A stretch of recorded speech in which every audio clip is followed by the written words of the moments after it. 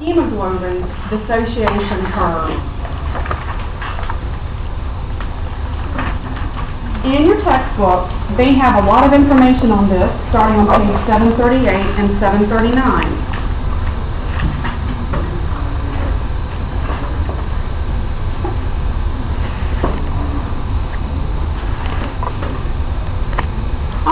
So we know that oxygen can carry up to 4 molecules of, hemoglobin can carry up to 4 molecules of oxygen. So we're looking at how likely it is for that oxygen to bind to hemoglobin. All right, so you might recognize down here at the bottom, PaO2, that's partial pressure of oxygen where? Artery, good. You notice that we have a scale here from 0 to 100. We are measuring this in millimeters of mercury of pressure. On the left axis, or the y-axis here, you'll notice that we have from 0 to 100. We know that 100% means that we're fully saturated, and we have 4 oxygen atoms, or molecules rather, bound to those hemoglobins. So this is just percent saturation, while this is partial pressure of the oxygen. Notice that they show us what's typically normal. Okay, so you can see that it kind of levels off once you approach 100% saturation. Let's talk about what either encourages hemoglobin and oxygen to bind, or what encourages those two to unbind from each other. Before you try to start figuring out all the mess on this thing, let's just talk basically what happens. You ever walk from the first floor to the 4th floor in this building? What happens by the time you get to about the 3rd floor? Yeah, you're heaving and hoeing. So, not that way, but didn't mean it that way, but you're breathing heavy. Let's put it that way. Okay, that's great. That's going to be on the web now for everybody to see. That's wonderful. Okay. I cut that part out. Thank you. Appreciate that. That's going to be a good one out there. Okay. Breathing heavy, climbing those stairs. What is your body using right now? A lot of oxygen. A lot of oxygen. Okay. Let's take a look. If you're breathing in a lot of oxygen, those mitochondria are working really fast and they're putting out CO2. Okay. So, take a look here. If you are exercising, you're breathing in oxygen as fast as you can, you're making carbon dioxide and trying to get rid of it as fast as you can, notice this. This says an increase in carbon dioxide will cause oxygen to dissociate from hemoglobin. Where is it going? To the tissue. Because those mitochondria say, bring us more oxygen. We're making the ATP as fast as we can. So this goes back to a concept you learned in Bio 210 called oxygen debt. You might recall that as muscles work harder, they demand more oxygen because that oxygen is used to make ATP. So the more demand you have for oxygen, the more CO2 you're going to be pumping out because this is all about making ATP. So the bottom line is, if you increase carbon dioxide, oxygen and hemoglobin will more readily separate from each other. Why? Because the oxygen is traveling into your cells and tissues, heading to those mitochondria, so they can turn that oxygen into ATP. Does that make sense? So the buildup of lactic acid is just a byproduct? It's a byproduct of not having enough oxygen, so your body converts to anaerobic respiration. So if you would slow the breathing down, then you could get enough oxygen and then get rid of the lactic acid buildup. Okay. Exactly. You repeat, not that part. the easy part. Okay. Let's say that you're exercising, you need oxygen to come in, you're going to be making CO2 and pushing it out. So an increase in carbon dioxide is going to promote oxygen to unbind from hemoglobin. That's why someone sticks around, so he's going to readily accessible. Exactly, exactly. What will that cause when it unbinds?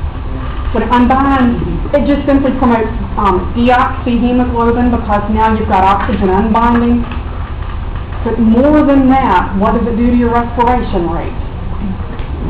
It increases. Yeah, because if you're getting oxygen unbinding and going to the cells and tissues, then you've got to breathe faster to get more in. So it's going to increase respiration. What happens when you exercise? Do you get cold? Do you get hot? Get hot because muscles create heat. So here you go, increase in body temperature.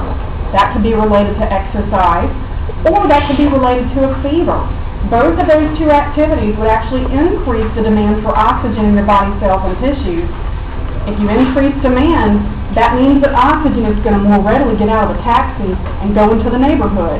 In other words, it's going to be moving away from your hemoglobin, traveling into cells and tissues, so the mitochondria can burn it and make ATP. Here's also a sneak preview of where we're going to be heading later on in this course with acid-base balance. Any increase in carbon dioxide will lead to a decrease in pH. pH below 7.35 is known as what? Acidosis, acidic, good. So we're looking at any decrease in pH being linked to an increase in CO2. So all three of these items will actually promote oxygen to unbind from the hemoglobin and move into the surrounding cells and tissues. So why do we need oxygen in the cells and tissues? Yeah, to make ATP. So if you're hot with a fever, if you're hot from exercise, if you're breathing hard climbing the steps in this building and producing CO2, all of those things will promote you to start unbinding oxygen, getting it available for those cells and tissues. So the pH is going to drop in the blood? Yeah, pH is going to drop in the blood. So the more CO2 you have, the more acidic the blood becomes. That's the root, isn't it? It'll make you breathe faster. Okay. So you're trying to keep up with the dropping pH by breathing faster to get rid of the CO2 and the oxygen in. A decrease in the pH in the blood causes oxygen to unbind from hemoglobin. Even quicker? Even quicker, yeah.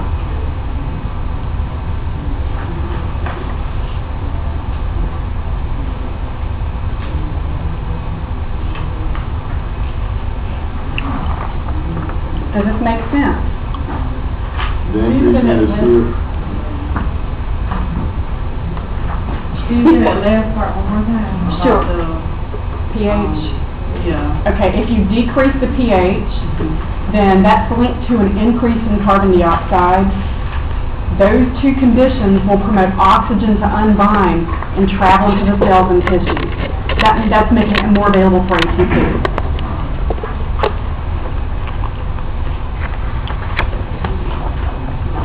So they say on the oxygen hemoglobin dissociation curve, those three conditions will promote a shift to the right, because a shift to the right is going to promote unbinding of oxygen from hemoglobin, so it can be made available for cells and tissues to use.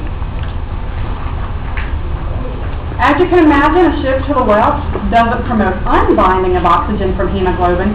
It actually promotes what?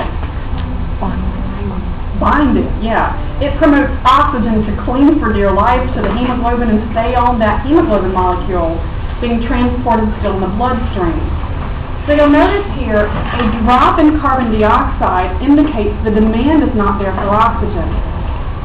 If you're cold, notice that cold temperatures also promote oxygen to stay in the bloodstream and not to jump off into the surrounding cells and tissues.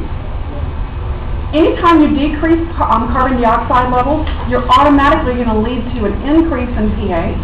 So this is just the flip side of exercise, because exercise is going to increase demand for oxygen. If you're just sitting in a cold room, it's going to decrease your demand for oxygen. Your body cells and tissues are trying to conserve heat, and the less active they are, the less you need that oxygen there for them to run and make that ATP. So that's alkalosis.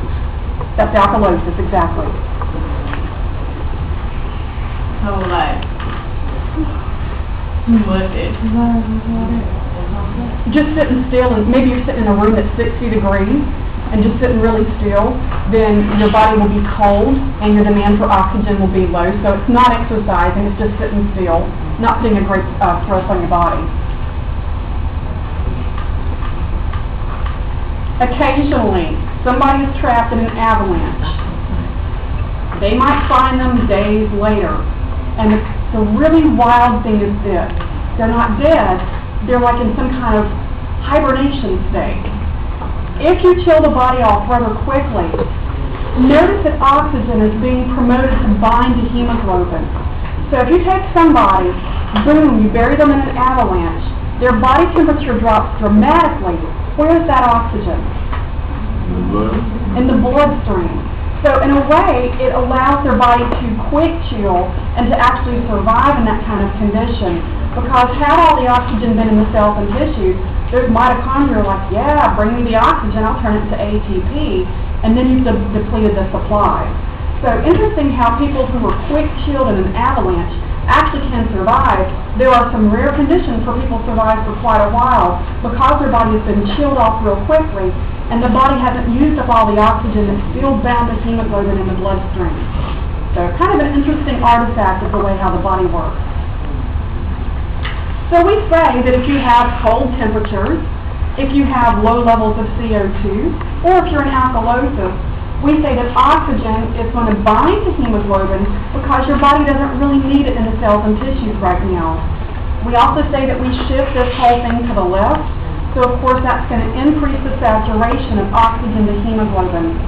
What does that mean? Increase the saturation. More binding. More binding. So instead of maybe 2 molecules of oxygen, you may have 3 or 4. Yeah, so you're going to give more of that oxygen a chance to ride around the body and the bloodstream on the hemoglobin, rather than forcing it to get off into the cells and tissues. Yeah. So is this what they're measuring when you go in the hospital and they put bottles in your finger? It says the pulse ox hemoglobin? Yeah, they're looking at how much oxygen you have in your bloodstream. Yeah, and of course, you know, we're looking for it being near fully saturated to make sure that you're breathing in enough and getting enough into the bloodstream.